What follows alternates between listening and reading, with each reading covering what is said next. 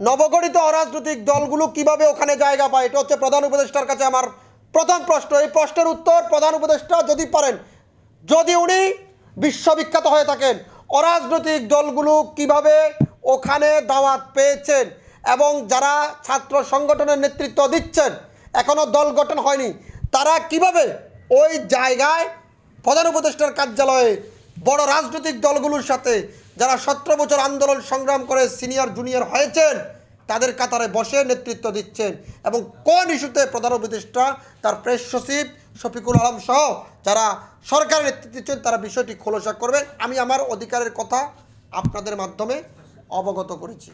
আর ভাই অনেক দল যায় নাই, কেন কয়টা দল রাজপথে আন্দোলন করে ওখানে গেছে, শুধু পেজ দেখে দেখে নাম লিস্ট করেছে। বিএনপি বড় ধরনের একটা লিস্ট দিয়ে দিয়েছে, ওই লিস্টের উপর চলতেছে, সেখানে ভালোও আছে খারাপও আছে। লেখা আছে রাজনৈতিক দলগুলোকে নিয়ে প্রধান উপদেষ্টার সংলাপ। প্রধান উপদেষ্টার ওখানে কি লেখা আছে যাদের যাদের ইনভাইট করছেন তারা আসবেন, বাকিরা কিন্তু আসবেন না। কর্নেল আলী কেন বের হয়ে গেছেন দাওয়াত পাওয়ার সত্ত্বেও? তাকে কেন অপমান করা হয়েছে? একজন বীর মুক্তিযোদ্ধাকে অপমান করা হয়েছে। চিন্তা করতে পারেন, চিন্তা করতে পারেন।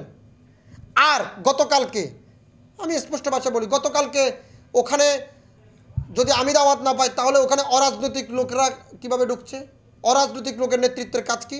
সেখানে ধরেন আপনার যে হাসনাত আবদুল্লাহর কাজ কি? সেখানে হাসনাত আবদুল্লাহর কী কাজ ছিল? সে তো রাজনৈতিক দলের এখনো সমন্বয়, সে সমন্বয়কারী, দেশের নেতৃত্ব দিচ্ছে, দেশের মানুষকে উজ্জীবিত করছে, দেশের জন্য লড়াই করছে, সেটার জন্য ওয়েলকাম। কিন্তু কালকে সেখানে হাসনাত আবদুল্লাহর কাজ তো আমি দেখি না।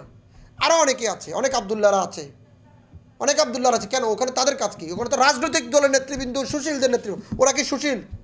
তাহলে আমার দোষটা কোথায় ছিল ভাই? নিশ্চয় প্রধান উপদেষ্টা এবং তার সাঙ্গভাঙ্গরা একটা বড় সিন্ডিকেট করছেন, চেহারা দেখে দেখে দাওয়াত করতেছেন। আরে ভাই সম্মান তো কর্নেল আলী সাহেব করা হয় নাই, আমাকে তো দূরের কথা করা হয় না। আর এখানে সম্মান করা না করা প্র্যাক্টর না, প্র্যাক্টর হচ্ছে অধিকার, প্র্যাক্টর হচ্ছে গণতন্ত্র, প্র্যাক্টর হচ্ছে নিজের অধিকার আদায় করতে হবে। মুখ বুঝে অনেক সহ্য করা হয়েছে। ত্যাগী রাজনৈতিক দলগুলো এবং ত্যাগী রাজনীতিবিদেরা সবসময় মুখ বন্ধ করে থাকে লজ্জা এবং শর্মে। পরে দেখবেন অনেকে জাগ্রত হয়ে যাবে, অনেকে জাগ্রত হয়ে যাবে, আছে ক্ষোভ আছে, কিন্তু লজ্জা বলতে পারতেছে না। আরে ভাই ঘরে যদি দেখেন, একটা সত্য কথা বলি, ঘরে অনেকের ভাবিয়ে ভাইদেরকে যন্ত্রণা করে, কিন্তু বাইরে আসি তারা সাপশুয়ার মতন থাকে, দুঃখের কথা বলে না। এইটাই তো আমি একটা দলের চেয়ারম্যান, লজ্জার কারণে হয়তো বলতে পারি সারা বছর আন্দোলন করেছি, এখন হয়তো লজ্জা বলতে। রাজনীতিবিদের আবার লজ্জা আছে নাকি? রাজনীতি যারা করে তাদের আবার লজ্জা শরম আছে নাকি? কতক্ষণ পিটায়, কতক্ষণ সেলুট দেয়।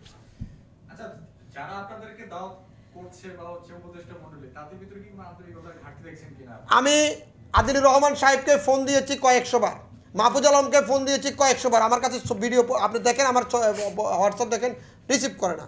তারপরে যে আমি প্রেস সচিবের সাথে যোগাযোগ করা যাবে, আমি গতকালকে প্রেস সচিব শফিকুল আলমকে বলছি যে এই অন্যায়গুলো হচ্ছে। শফিকুল আলম যে মনিরুজ্জামান একজন আসছে, ওনার সাথে যোগাযোগ করেন।